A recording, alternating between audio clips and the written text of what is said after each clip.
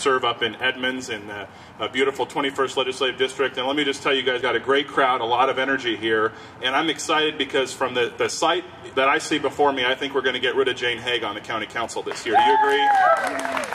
Are we going to get Dean Willard and Gail Tarleton back on that Port Commission fighting for working families here in King County? Yeah, I think I want to give them a little bit of my time as a paid advertisement so we can get some great people elected here in King County.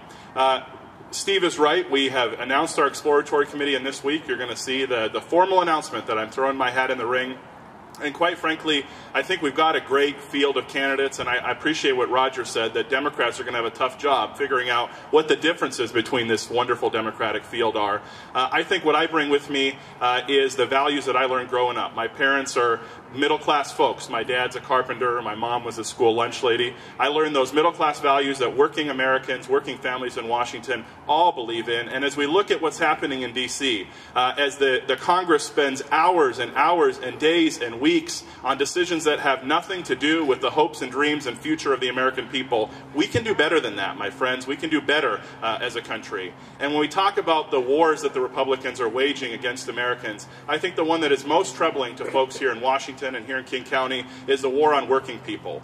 We've seen in Wisconsin what they want to do to working families across the United States. We've seen what they want to do to the National Labor Relations Board when they dared to stand up to our own homegrown company when they were trampling over the rights of our working families. That is the single most important issue we're going to have to deal with moving forward. If we can't rebuild America's labor movement, we can't rebuild America's middle class. The labor movement is who brought us the 8-hour workday, the 40-hour work week. They're the ones that brought us sick pay and vacation pay. They're the one that brought us the end of child labor and Social Security and Medicare and all the things that are important. So if we don't stand up with our labor movement, with our working families across this country over the next 10 years, we're done. You know, our middle-class families are in deep trouble. And so that's why I'm running for Congress, to fight hard every day for working families in Washington and fight for them in Washington, D.C.